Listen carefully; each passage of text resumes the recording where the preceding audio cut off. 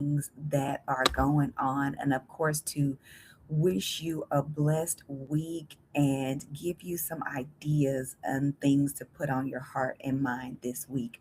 A couple of weeks ago, I sent out an email to my email list and especially those who are on my caseload as clients.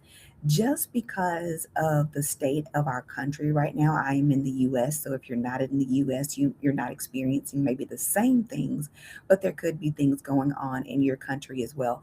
But many of my clients, as well as others, have been struggling emotionally and mentally, just trying to bear with and deal with what is going on all around us every day. And so there were four tips that I gave them to handle better with what is going on with it themselves emotionally. And so I want to give you those.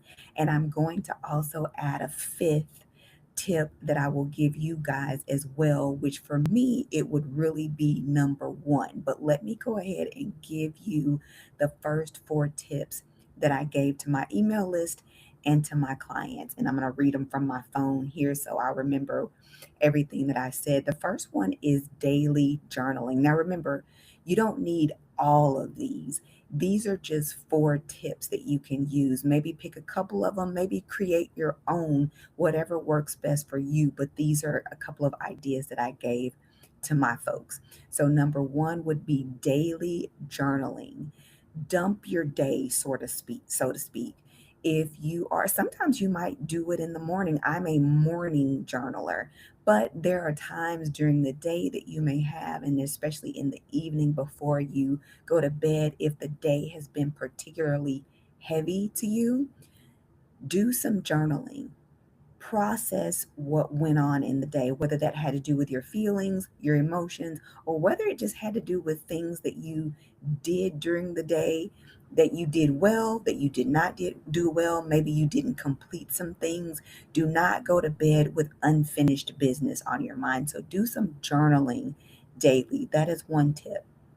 Another tip is going to be to create something. Now, I don't consider everybody a creator, but we all have creative aspects of ourselves because we were created by the creator. So, create something. That might mean write a poem, write a short story, color, draw, create something with Legos. I don't, it doesn't matter, but create something. Use that side of your brain that will release the other side of your brain. One side is more logical, one side is more creative. If you engage the creative side of your brain, then you tend to give the logical side of your brain a break, the one that's been processing everything.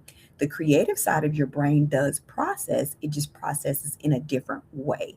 So that's another idea that you can use to create something. Okay. It doesn't have to be something that you show or publish, could just be something for you, but it is a way of releasing. Okay. So the third tip would be to move your body. I typically stay away from the word exercise because most of my clients hate that word, but do something physical. Walk, run, do jumping jacks, do squats, do sit ups.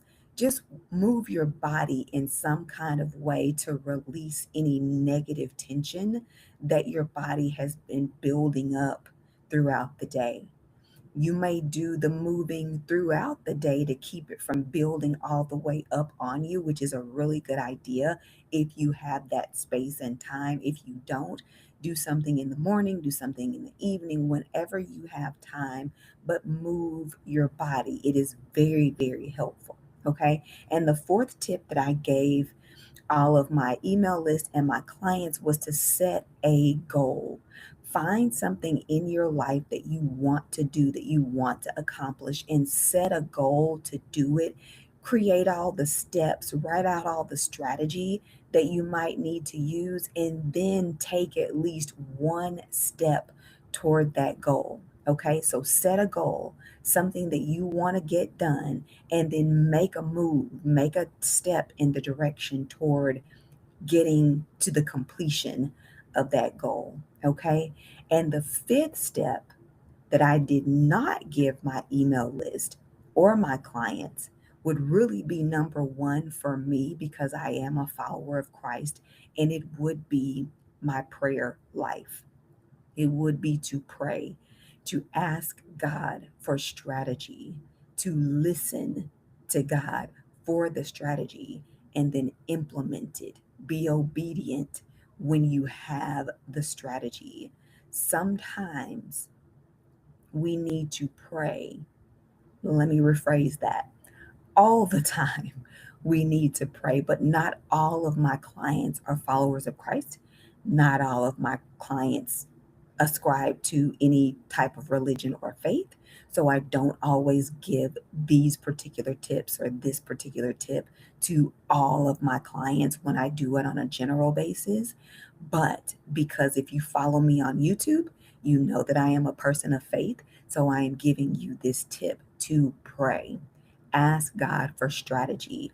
Ask God for wisdom about what you should be doing during this time. Remember that our entire world is spiritual.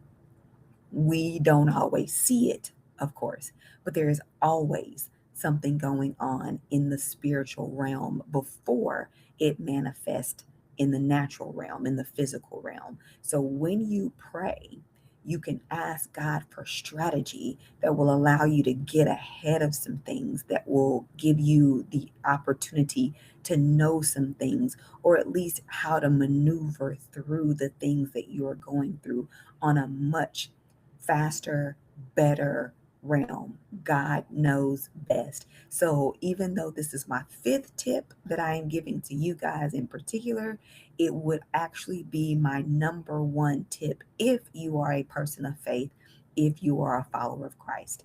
Okay, guys, that is all that I have for you today. I hope that that is helpful. If you would like to subscribe to my email list, I will drop a link in the description so that you can get that, so that you can follow for more tips. If not, stay on my YouTube channel. Of course, I will be back with more. Until then, be proactive about your mental health. Be well, and God bless.